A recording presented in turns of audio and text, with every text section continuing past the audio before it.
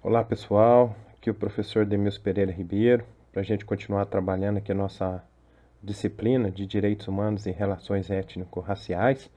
Nós ainda estamos especialmente na primeira parte ainda, né, voltada aos direitos humanos, e depois logo que a gente terminar essa parte, a gente já entra na parte de relações étnico-raciais. Bom, então a nossa disciplina de Direitos Humanos e Relações Étnico-Raciais tem progredido muito, eu tenho visto, né, com vocês, aqueles que têm postado o caderno. Desde o começo falei para vocês que montar o caderno inteligente é fundamental, não só para que você compreenda realmente a matéria, aprenda, construa sua aprendizagem a longo prazo, mas depois para aqueles que quiserem realmente fazer um concurso em qualquer área, hoje em dia, os direitos humanos e as relações étnico-raciais, elas estão presentes em todos os concursos que eu acompanho. Eu, como professor de escola pública, sempre acompanho, sempre faço os concursos que tem por aí, e acompanhando os editais, é evidente que isso acontece e eu quero ir compartilhando com vocês. Espero que vocês continuem também olhando aí a parte referente ao caderno de exercício, onde nós temos as questões, que são a nossa base das questões de prova. Tiro muitas de concurso, então é muito bom para vocês identificarem aí. Bom, no nosso cronograma nós estamos na aula 5, né, pessoal? O que nós vamos estudar nessa aula? Primeiro nós vamos estudar as vertentes da proteção internacional da pessoa humana. E aqui envolve uma distinção entre direitos humanos, que a gente já vem detalhando esse conceito, direito humanitário e direito dos refugiados. Primeira nossa introdução aqui, gente, é o seguinte: a disciplina do direito internacional humanitário, ela costuma ser menos trabalhada nos currículos universitários se comparada à disciplina do direito internacional dos direitos humanos, persistindo ainda uma separação dos ramos ou vertentes de proteção internacional da pessoa humana. E aqui nós falaremos dos direitos humanos, como estamos construindo, né, detalhadamente o conceito e a amplitude dos direitos humanos. Falaremos um pouco do direito humanitário e falaremos um pouco dos direitos dos refugiados. É muito comum as provas de concurso trazer um texto de uma revista, um recorte de jornal, uma reportagem, e na questão pedir para você diferenciar esses aqui. Por isso que nós vamos tentar detalhar muito. Alguns autores da área que nós estamos trabalhando aqui, dos direitos humanos, eles apontam a necessidade de superar essa visão compartimentalizada, que é a mesma visão que nós temos nos currículos escolares, né? Como eu estou tendo aqui com vocês, estudando uma matéria de maneira unilateral, quando na verdade nós poderíamos estudar essa disciplina de maneira multifacetada, né? Multidisciplinar. Consequentemente, é resgatar aqui o objetivo comum de aplicação das normas internacionais dos direitos humanos, qual seja a proteção efetiva do ser humano. Então, por enquanto, nós ainda estamos nesse grupo mais genérico, né? Nós estamos tratando aqui da proteção dos seres humanos. Vai chegar um momento que nós vamos trabalhar aqui o conceito de vulnerabilidade, e aí nós vamos trabalhar aqui os vulneráveis, por exemplo, os idosos, as crianças, os adolescentes, as mulheres, a comunidade LGBTQI+, tantos outros, né? Tantos outros, os índios, que são vítimas de preconceito, discriminação e as mais atrozes atitudes que nós vemos aí. Não Começando aqui o tópico 1, nós vamos trabalhar então a proteção internacional da pessoa humana. Pessoal, a proteção internacional da pessoa humana, ela classicamente pautou-se pela divisão em três vertentes. Aqui nesse caso eu quero que vocês prestem muita atenção.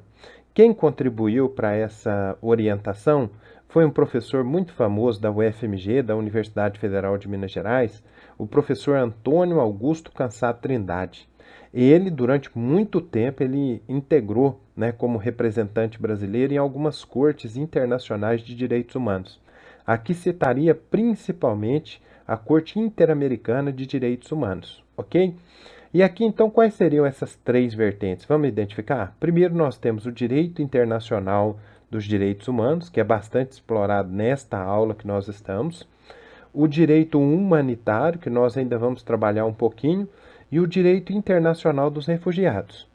Tendo como propósito, ou seja, como objetivo, a salvaguarda dos direitos humanos, estabeleceu-se no âmbito internacional a preocupação de abarcar vários contextos de proteção da dignidade da pessoa humana, tanto nos contextos envolvendo conflitos armados, e quando nós falamos em conflitos armados, essa é a palavra-chave para a gente identificar o chamado direito humanitário. O direito humanitário está muito ligado às noções de conflitos armados, de guerra civil. Situações em que as pessoas se veem obrigadas a deixar o seu país de origem. Quando nós falamos aqui em deixar o país de origem, nós estamos aqui nos concentrando mais no chamado direito internacional de refugiados, por razões de segurança e de perigo de vida, como em contextos ordinários em que os direitos fundamentais, que são aqueles previstos nas constituições dos países, da pessoa humana, não sejam respeitados. No que se refere ao direito humanitário, pessoal, vamos prestar bastante atenção aqui no seguinte. Também abordado anteriormente de forma sucinta na presente aula, podemos dizer que se trata de um conjunto de normas aplicáveis aos conflitos internacionais ou não internacionais, que se limitam por razões humanitárias.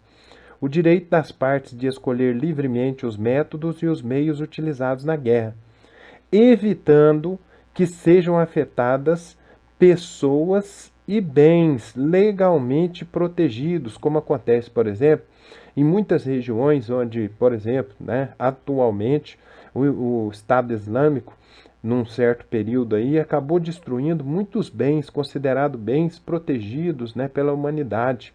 Foram destruídas cidades históricas muito famosas, exatamente com esse interesse, de ferir o patrimônio da humanidade, o patrimônio da história da humanidade. Vale registrar aqui, pessoal, que nos últimos anos observa-se uma maior atenção à questão da natureza jurídica e do alcance de determinadas obrigações próprias tanto do direito internacional humanitário, que nós vamos ver que nós temos vários órgãos internacionais, quanto da proteção internacional dos direitos humanos. Destaca-se nesse contexto as obrigações dos Estados-membros. Então, por exemplo, o Brasil. O Brasil compõe a Corte Interamericana de Direitos Humanos. Como o Brasil ele compõe a Corte Interamericana de Direitos Humanos, ele assina um tratado de direitos humanos e, naturalmente, ele assume obrigações, responsabilidades perante tanto os outros países, as outras nações que também assinarão esse tratado, como internamente com seus cidadãos. Então, aqui, o que seriam essas obrigações dos Estados-membros? Nós poderíamos falar especialmente, abarcarem incondicionalmente o dever de assegurar o cumprimento das disposições dos tratados por seus órgãos e agentes, assim como por todas as pessoas sujeitas à sua jurisdição. Tais deveres, pessoal, que são assumidos pelos países, pelas nações na ordem internacional, situam-se claramente no plano das obrigações incondicionais. Por que são chamados de incondicionais? Porque o país, quando ele assume um tratado de direitos humanos, ele não pode impor condições para assumir esse tratado de direitos humanos. Então, se nós temos um tratado de defesa, da criança, do adolescente, do idoso, dos índios, nós não podemos impor. Por isso que nós falamos que é um plano das obrigações incondicionais, exigíveis por todo Estado independente de sua participação em um determinado conflito, em cujo integral cumprimento interessa a comunidade internacional como um todo.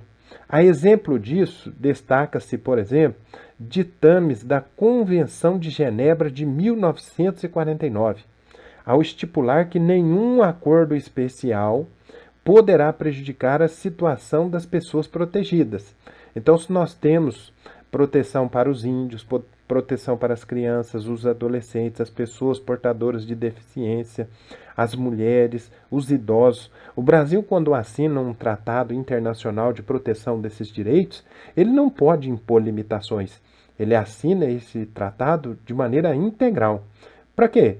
Para que se efetive a proteção em uma ação conjunta e individual dos Estados-partes, que são aqueles Estados que assinam o tratado ou a convenção internacional, e a cooperação com a Organização das Nações Unidas, a ONU, que é o grande organismo internacionalmente capaz de gerir todas as nações e coordenar todas as ações internacionalmente falando no que se refere à defesa desses menos favorecidos, dos mais vulneráveis. Em virtude de um dever geral de respeito ao direito humanitário, configura-se a existência de um interesse jurídico comum, em virtude do qual os Estados-partes que assinam, e aqui eu cito as Convenções de Genebra, e cada Estado em particular tem um interesse jurídico. Então, por exemplo, quando nós temos o Brasil assinando um tratado internacional de defesa das crianças e adolescentes, naturalmente, no bojo daquele tratado, ou seja, logo dentro daquele tratado, vai ter uma cláusula criando um fundo internacional de amparo às crianças e adolescentes. Então, quando o Brasil ele cumpre rigorosamente esse acordo internacional, depois ele é beneficiado com recursos internacionais. A gente viu isso no protocolo de Kyoto, por exemplo, a gente viu isso no tratado que cuidou da Amazônia, a gente viu isso na ECO 92, na COP 15. Vários tratados internacionais que falam do meio ambiente sempre criam fundos de amparo aos países desenvolvidos no que se refere a essa questão do meio ambiente. Então, eles estão capacitados a agir para assegurar o respeito do direito humanitário, não somente contra um Estado autor de violações, mas também contra os demais Estados-partes, que não cumprem a obrigação de conduta ou de comportamento de fazer respeitar o direito humanitário. Exige-se ainda, pessoal, dos Estados-membros, com vistas a assegurar o respeito ao direito humanitário, a adoção de medidas em uma dimensão preventiva. Então não basta combater, tem que prevenir essas ações, tais como a edição de normativos em conformidade com o direito humanitário, não apenas em tempo de conflito, mas também previamente em tempo de paz. Então, por exemplo, nós temos normativas, diretivas, acordos e tratados internacionais em relação, por exemplo, quais armas que podem ser usadas na guerra, quais os momentos em que a guerra pode ou não parar.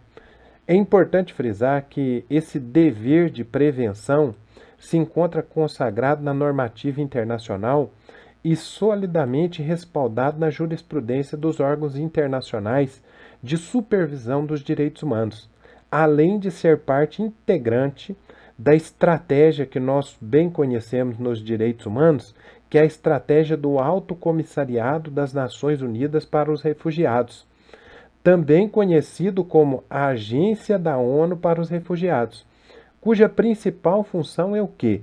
Dirigir e coordenar a ação internacional para proteger e ajudar as pessoas deslocadas em todo o mundo e encontrar soluções duradouras para elas, garantindo a proteção dos direitos dos refugiados. Ainda sobre essa vertente do direito internacional dos refugiados, pessoal, nós temos a Convenção relativa ao Estatuto dos Refugiados. Essa convenção ela é conhecida como a Convenção de 1951 e ela traz em seu corpo os mais importantes princípios do direito internacional dos refugiados, como, por exemplo, o princípio do non-refoulement, que significa a não devolução, que determina que os indivíduos eles não possam ser mandados contra a sua vontade para um território no qual possam ser expostos à perseguição ou onde corram risco de morte, ou ainda a um território do qual se sabe que serão enviados a um terceiro território no qual possam sofrer perseguição ou tenham sua integridade física e vida ameaçadas. Destaca-se ainda nessa Convenção de 1951 o princípio da não discriminação.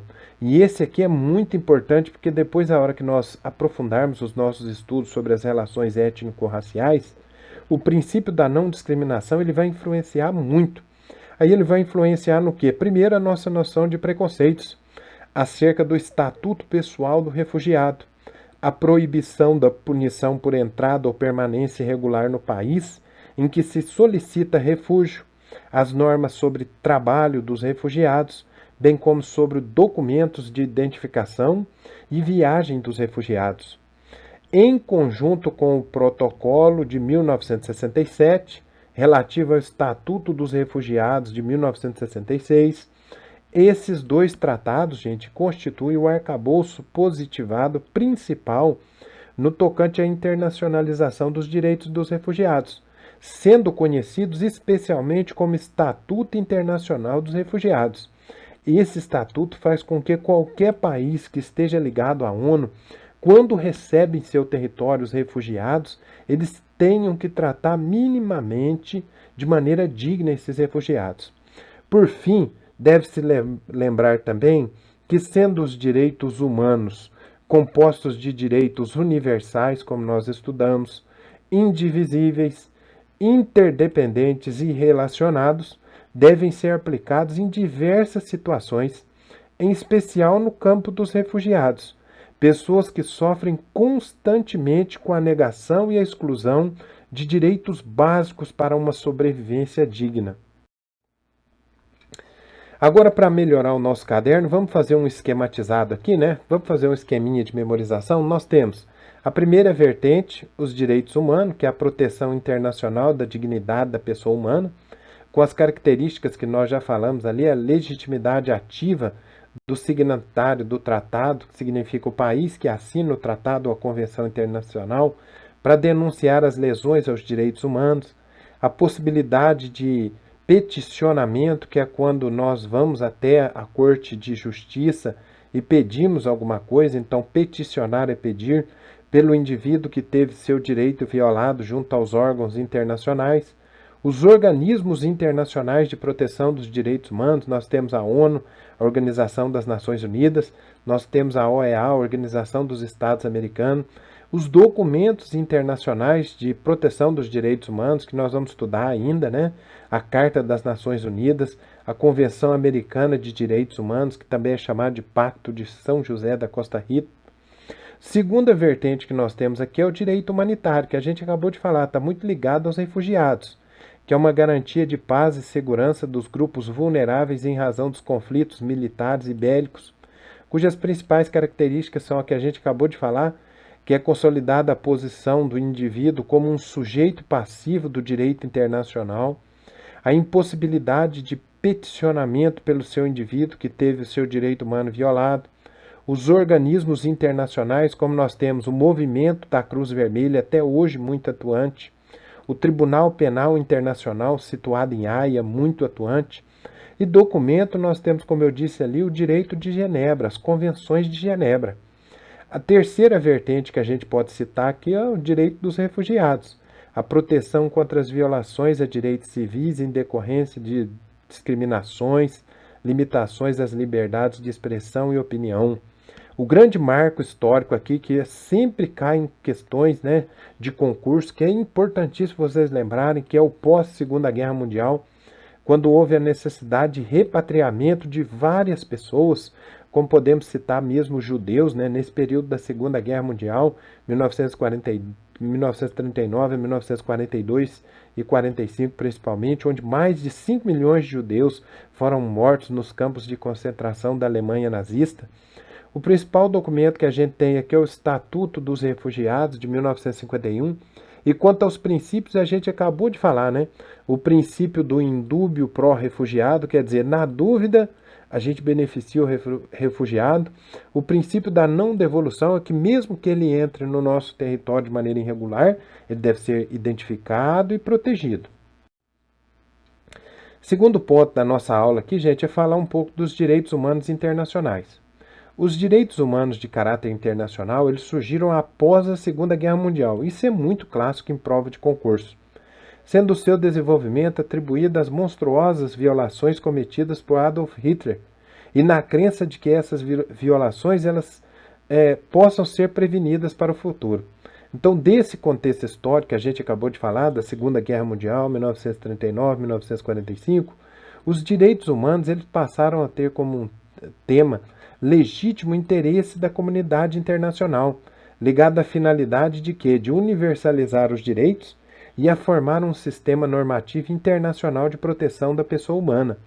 Essa proteção dos direitos humanos, ela não é um problema que se contenha nos limites da competência do domínio do Estado, mas deve ser considerada especialmente no plano internacional. O Estado, antigamente, era o grande violador dos direitos humanos, até meados do século XX, fazendo-se necessário instituir princípios básicos aos quais tenham a validade internacional para limitar o poder estatal e estimular o respeito aos direitos humanos. Apesar dos direitos humanos, como direitos universais, não terem sido uma invenção desse tempo, pois não figuravam nas declarações oitocentistas, sem dúvida nenhuma, gente, o que se reconhece aqui como formal é que universal e expresso que tais direitos, no pós-Segunda Guerra Mundial, eles inauguraram uma nova etapa das relações internacionais, as quais, para não serem acusadas de arbitrárias e injustas, devem pautar sua ação externa no imperativo da paz. Hoje todos os países têm uma Carta da Paz e uma Carta de Proteção dos Direitos Humanos. Nesse contexto que eu acabei de detalhar para vocês, é que advém a Carta das Nações Unidas, assinada em 26 de junho de 1945. Essa carta ela determina a observação geral dos direitos humanos e das liberdades dos cidadãos, reconhecendo que tais direitos eles ultrapassam as fronteiras de soberania de cada Estado, sendo agora considerado um assunto da comunidade universal, da comunidade internacional. A ideia de que o indivíduo ele é um ser a ser protegido internacionalmente advém da relação direta com os instrumentos internacionais de direitos humanos. Aqui cito a professora Flávia Piovesan, que é uma grande defensora dos direitos humanos no Brasil. Isso tornou mais palpável, né, a Carta das Nações Unidas a respeito dos direitos humanos, também conhecida como Declaração Universal dos Direitos Humanos, que nós ainda vamos estudar, que foi aprovada pela Assembleia Geral em 10 de dezembro de 1948. É nesta que estão assentados os direitos de primeira, segunda e terceira geração que nós já estudamos na aula passada, e que contém as chamadas ações programáticas para a proteção mundial. É nela também, na Carta, na Declaração Universal de Direitos Humanos, que se assentam os anseios e as esperanças de toda a população mundial por mudanças quanto à proteção internacional desses direitos inerentes à pessoa humana. Essa declaração, gente, ela é considerada como o marco da positivação dos direitos humanos no plano internacional, sendo considerada a norma imperativa de direito internacional e o modelo de proteção desses direitos.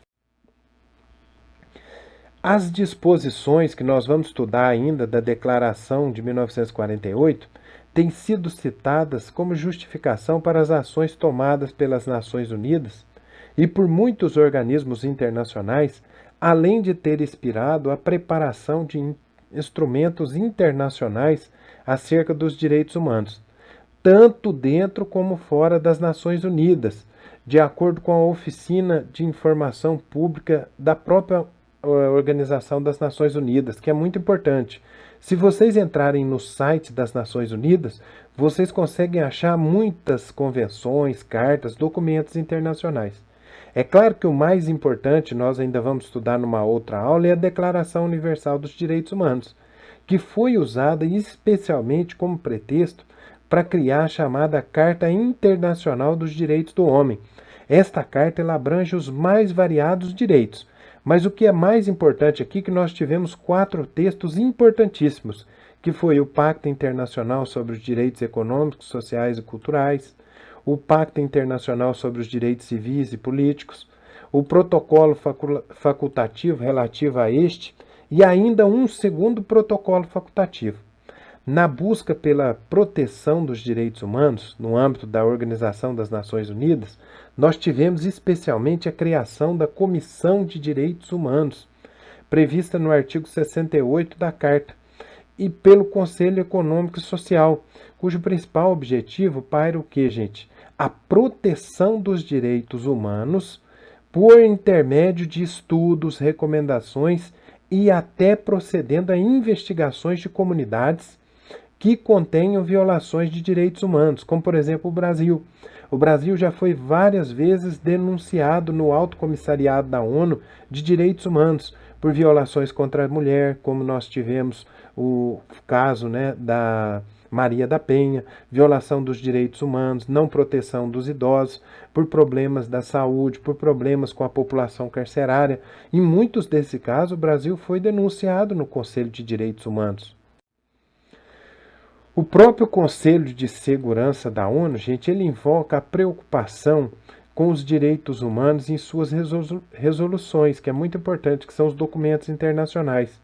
Por exemplo, expõe na Oficina de Informação Pública da ONU, cujas primeiras demonstrações foram relacionadas à situação da África do Sul, em 1963, onde nós bem sabemos que teve a política do apartheid até 1985, onde Nelson Mandela, por exemplo, foi preso durante 28 anos por questões políticas.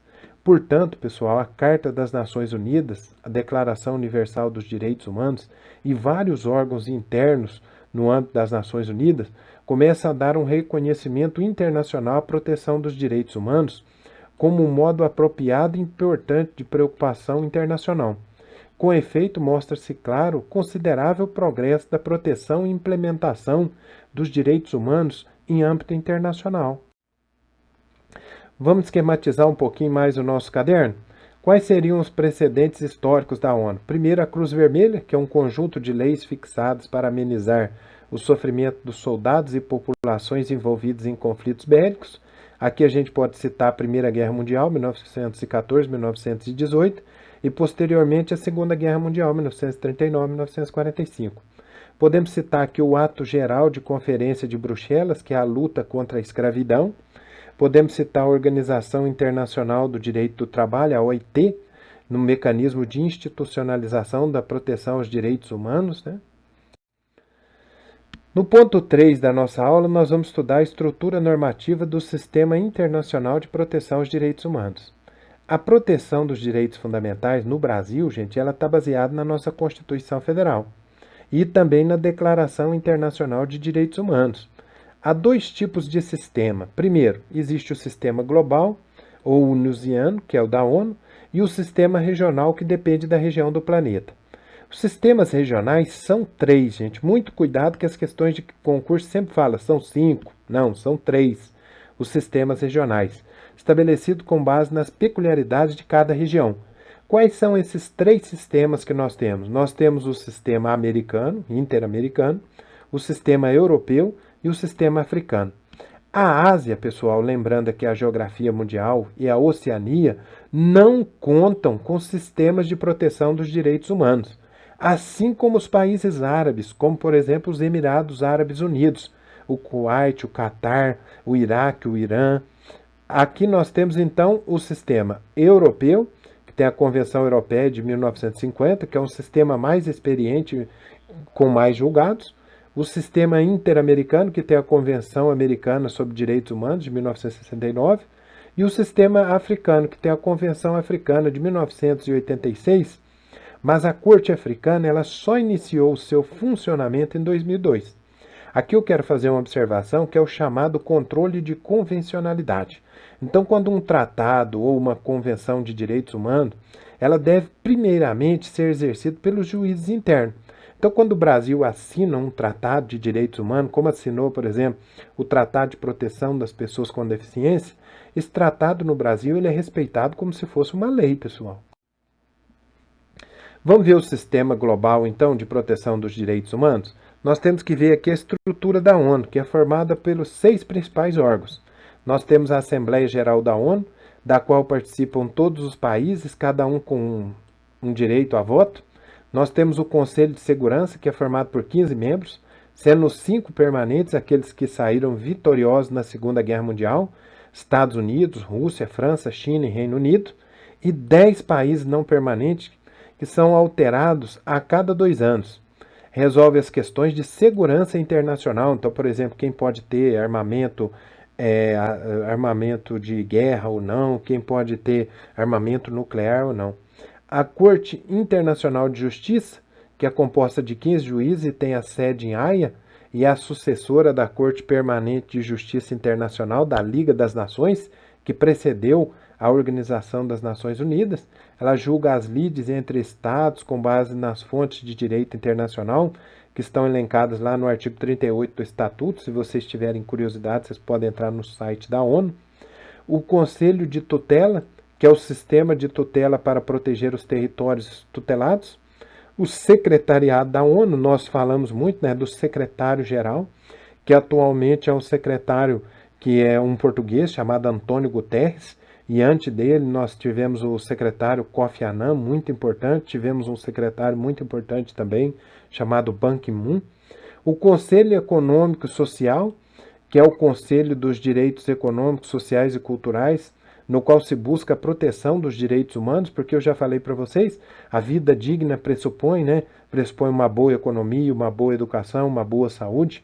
Ele é composto por duas comissões, a Comissão de Direito Internacional e a Comissão de Direitos Humanos, que em 2006 foi transformada em Conselho de Direitos Humanos e passou a ser vinculado diretamente à Assembleia Geral da ONU, dando mais efetividade à proteção dos direitos humanos. Bom, pessoal, aqui a gente está chegando no finalzinho da nossa aula. Eu gosto muito que vocês avaliem, né? Para que depois você possa revisar a aula. Lembre que eu já expliquei para vocês. O nosso lema é aula dada, aula estudada, aula revisada, aula exercitada. Então, como você avalia o conteúdo dessa aula nesse momento? Você pode vir aqui e colocar uma cor, por exemplo, pode colocar amarelo, não está muito bom. Depois colocar verde, está ficando muito bom. E aí verde mais forte, que está ficando ótimo ainda. Lembre-se que quanto mais você estuda a aula, melhor é. E lembre-se, você tem um recurso do vídeo. Você pode pausar essa aula, ouvir quantas vezes você quiser, retornar linha a linha, porque eu já expliquei para vocês. Eu procuro nos meus slides detalhar linha a linha, que é a chamada leitura verticalizada, que é a leitura aprofundada, esclarecer cada detalhe da matéria, cada detalhe do conteúdo, para que você domine mesmo o conteúdo. As referências bibliográficas, para que se você quiser aprofundar o estudo da matéria. Insisto com vocês que vocês continuem desenvolvendo os mapas mentais de direitos humanos, desenvolvendo o nosso caderno esquematizado, né? Mapeando aqui o direito humano. Os esquemas de memorização ajudam muito, primeiro na compreensão da matéria, segundo na construção daquilo que eu falei para vocês, que é a memória de longo prazo, que vai fazer com que você faça provas, tire boas notas, e depois lá na frente, quando você sentar numa prova de concurso, que você possa recordar dessa matéria, porque você transformou a memória imediata de compreensão da matéria na memória de longo prazo, que é aquela memória que você vai usar para quando for fazer os concursos da vida. Pessoal, essa é a nossa aula, espero que vocês tenham entendido tudo, estudem bastante. Estou aí sempre para esclarecer as dúvidas no grupo, para parabenizar vocês na nossa web sala, no nosso grupo de estudo. Um abraço, fiquem com Deus, até a próxima aula.